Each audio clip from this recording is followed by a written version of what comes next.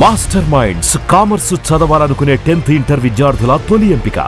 ప్రపంచం అణుయుద్ధం దిశగా అడుగులు వేస్తోందా? దీనికి అమెరికా కూడా అవుననే సమాధానం ఇస్తుంది. తనకున్నటువంటి సందేహాలని వ్యక్తం చేస్తుంది. ఇటీవలే అమెరికా భద్రతా సలహాదారు తులసి గబార్డ్ కూడా అణుయుద్ధం పాసిబిలిటీస్ పైన ఒక విచిత్రమైనటువంటి చర్చని లేవదీశారు. ఇప్పుడు దానికి మరొక కొనసాగింపు సంఘటన జరిగింది. ఇజ్రాయెల్ ఇరాన్ పైన అటాక్ చేసింది. అది కూడా అణుస్థావరాలకు సంబంధించి అణు ఆయుధాలు తయారు చేసేటువంటి ప్రయత్నాలు జరుగుతున్నాయన్న సమాచారంతోనే ఈ దాడి చేసినట్లుగా ఇజ్రాయెల్ చెబుతోంది. ఇజ్రాయెల్ చేసినటువంటి దాడిలో జరిగిన నష్టం ఏంటి, అసలు ఇజ్రాయెల్ వాదన ఏంటి, నిజంగా అణుబాంబులు తయారు చేసేటువంటి శక్తి సామర్థ్యాలు ఇరాన్ దగ్గర ఉన్నాయా అంటే దీనికి సమాధానం ఎవరు చెప్పేటువంటి స్థితిలో లేరు. కానీ ఇరాన్ మాత్రం చాలా క్లియర్గా 9 అణుబాంబులు తయారు చేయడానికి కావాల్సినటువంటి యురేనియం ప్రొక్యూర్మెంట్ ప్రాసెసింగ్ చేసేటువంటి ప్రయత్నాల్లో ఉందని ఇజ్రాయెల్ వాదిస్తుంది. దీనికి సంబంధించి కొన్ని ఆధారాలని ఇజ్రాయెల్ డిఫెన్స్ ఫోర్స్ బయటపెట్టేటువంటి ప్రయత్నం చేసింది. ఒకసారి చూద్దాం ఆ వివరాలని. ఇజ్రాయెల్ డిఫెన్స్ ఫోర్స్ చేసినటువంటి ట్వీట్ ఇది, అఫీషియల్ అకౌంట్ ఇది, అఫీషియల్ హ్యాండిల్ ఇది. Recent intelligence shows Iran is nearing the point of no return in its race towards nuclear weapon. So nuclear weapon తయారు చేయాలనేటువంటి రేస్లో ఏమాత్రం వెనక్కి తగ్గడం లేదు ఇరాన్. దీనిపైన పెద్ద ఎత్తున కసరత్తు చేస్తుంది. దానికి కావాల్సినటువంటి సాయుధ సంపత్తిని సమకూర్చుకునేటువంటి ప్రయత్నాలు చేస్తోందని ఇజ్రాయెల్ చాలా బలంగా వాదిస్తుంది. సో ఇజ్రాయెల్ డిఫెన్స్ ఫోర్సెస్ చెప్తున్నటువంటి వాదన ప్రకారం the regime is producing thousands of kilograms of enriched uranium. So శుద్ధి చేసినటువంటి యురేనియంని తయారు చేసే ప్రొక్యూర్ చేసేటువంటి ప్రయత్నాల్లో ఇరాన్ బలంగా ప్రయత్నాలు చేస్తుంది. సో దీనివలన ప్రపంచ మానవాళికి నష్టం జరుగుతుందని చెప్పనేటువంటి మాట చెప్తున్నారు. This programme has accelerated significantly in recent months. So ఈ సమాచారం ఎందుకంటే ఇజ్రాయెల్కు ఉన్నటువంటి నిఘా వ్యవస్థలు చాలా బలమైనటువంటి నిఘా వ్యవస్థలు, చుట్టుపక్కల ఉన్నటువంటి దేశాలు అన్నిటితో శత్రుత్వం ఉన్నా కానీ ప్రతి చోట కదలికల్ని సాంకేతికంగా మానవ వనరుల్ని ఉపయోగించడం ద్వారా ఇజ్రాయెల్ ఎప్పటికప్పుడు మానిటర్ చేస్తూనే ఉంటుంది.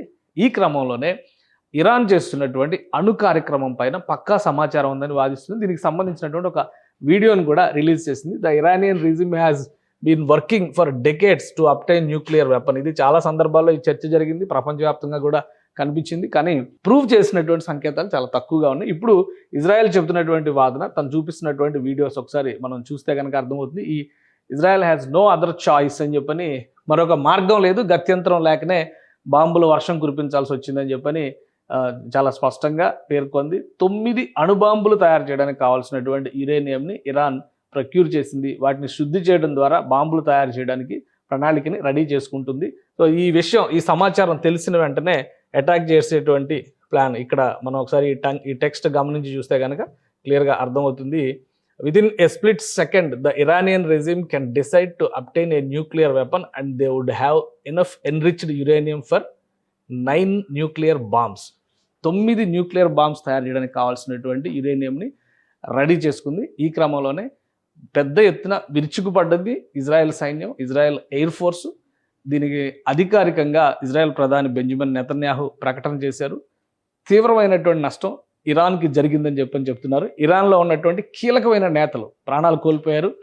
యురేనియం న్యూక్లియర్ సైంటిస్టులు కూడా ఈ ఘటనలో ప్రాణాలు కోల్పోయినట్టుగా సమాచారం వస్తుంది. ఇది అంతర్జాతీయ మీడియా ఇస్తున్నటువంటి రిపోర్ట్స్ ప్రకారం చూస్తే కనుక revolutionary guards commander in chief Hussein Salami, ఇరాన్కి చెందినటువంటి revolutionary guards commander in chief ప్రాణాలు కోల్పోయారు. Aerospace forces commander Amir Ali Hajizadeh, ఆయన ప్రాణాలు కోల్పోయారు. అలానే major general Ali Rashid, nuclear మాజీ సైంటిస్టులు, వీళ్ళు సలహాదారులుగా వ్యవహరిస్తున్నారు ప్రస్తుతం యురేనియం శుద్ధి ప్రోగ్రాంకి సంబంధించి. Doctor Fariduddin Abbasi, doctor Tehranchi. So చాలా కీలకమైనటువంటి, ఒకవేళ ఈ సైంటిస్టుల సలహాల ద్వారా కనుక ఈ ప్రక్రియ ముందుకు సాగితే వాళ్ళ ప్రాణాలు కోల్పోవడం వల్ల అణు కార్యక్రమం కొంతవరకు జాప్యం జరగవచ్చు, వాయిదా పడవచ్చు, లేదా ఆగిపోవచ్చు. ఇదే ప్రకటన ఇజ్రాయెల్ ప్రధాని బెంజమిన్ నెతన్యాహు చేశారు. ఇజ్రాయెల్ చెబుతున్నటువంటి వాదనలు, అలానే చుట్టుపక్కల దేశాల్లో జరుగుతున్నటువంటి ఘటనలు, వీటన్నిటిని కూడా ఎప్పటికప్పుడు మానిటర్ చేసేటువంటి పరిస్థితిలోనే ఉంది. ఇది కొనసాగింపు, అంటే ఒక యుద్ధ చర్య కొనసాగింపుగా ఇజ్రాయెల్ డిఫెన్స్ ఫోర్సెస్ అనౌన్స్ చేస్తున్నాయి. రాబోయే రోజుల్లో ఇరాన్కి యురేనియం సరఫరా చేసేటువంటి దేశాలకు కూడా స్ట్రాంగ్ వార్నింగ్ ఇచ్చినాయి. యురేనియం సరఫరా చేసేటువంటి దేశాలు కూడా ప్రపంచ మానవాళిని దృష్టిలో పెట్టుకుని ఈ చర్యలు ఆపకపోతే కఠిన చర్యలు తప్పు అంటున్నారు. సో ఎక్కడి నుంచి యురేనియం వస్తుంది, ఏ దేశాల ద్వారా ప్రొక్యూర్మెంట్ చేసే ప్రయత్నాలు చేస్తుంది, దీనిపైన మాత్రం ఎలాంటి వివరాలు వెల్లడించలేదు. మొత్తం మీద 9 అణుబాంబులు తయారు చేయబోతున్నటువంటి ఇరాన్ని నిలువరించామనేది ఇజ్రాయెల్ చేస్తున్నటువంటి ప్రకటన. సో ప్రపంచ దేశాలు దీన్ని ఏ విధంగా చూస్తాయి, ఈ దాడుల తర్వాత ఇరాన్తో మరింత ఉద్రిక్త పరిస్థితులు నెలకొనేటువంటి అవకాశం ఉంది. ఎందుకంటే జాగ్రఫీ పరంగా చూస్తే కూడా ఇజ్రాయెల్కి ఇరాన్కి చాలా దూరం ఉంది. కానీ క్షిపణుల్ని ప్రయోగించడం ద్వారా ఇరాన్లో విధ్వంసం సృష్టించింది. గతంలో కూడా ఇరాన్కి సంబంధించినటువంటి చీఫ్ కమాండర్ని హత్య చేసినటువంటి పరిస్థితి, అంటే దాడుల్లో చనిపోయిన పరిస్థితి. దీన్ని ఒక హత్యగా ఇరాన్ ప్రకటించింది. ఇప్పుడు మళ్ళీ army chief, air force chief కూడా ఇక్కడ ప్రాణాలు కోల్పోయినట్టుగా సమాచారం వస్తుంది. సో ఇరాన్ రియాక్షన్ ఏ విధంగా ఉంటుందనేది వేచి చూడాలి. ఇది అణుయుద్ధం దిశగా అడుగులు వేసే అంశం అనడానికి అవకాశం లేదు.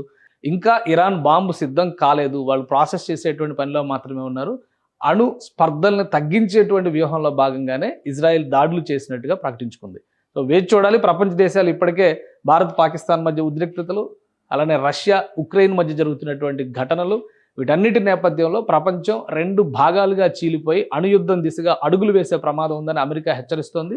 ఇజ్రాయెల్ చేసినటువంటి చర్యని ప్రపంచ దేశాలు ఏ విధంగా చూస్తాయి, ముఖ్యంగా ఇరాన్కు మద్దతుగా నిలిచేటువంటి దేశాలు ఏ విధంగా చూస్తాయి అనేది దాన్ని బట్టే ఈ ఫర్దర్గా ఈ ఘర్షణలు పెరిగేటువంటి అంశం, అలానే ఇరాన్ రిటాలియేషన్ ఏ విధంగా ఉంటుందనే దానిపైన ఆధారపడి ఉంటుంది. సుమన్ టీవీలో మీ పర్సనల్ అండ్ బిజినెస్ ప్రమోషన్స్ కోసం కింది నెంబర్కి కాంటాక్ట్ చేయండి.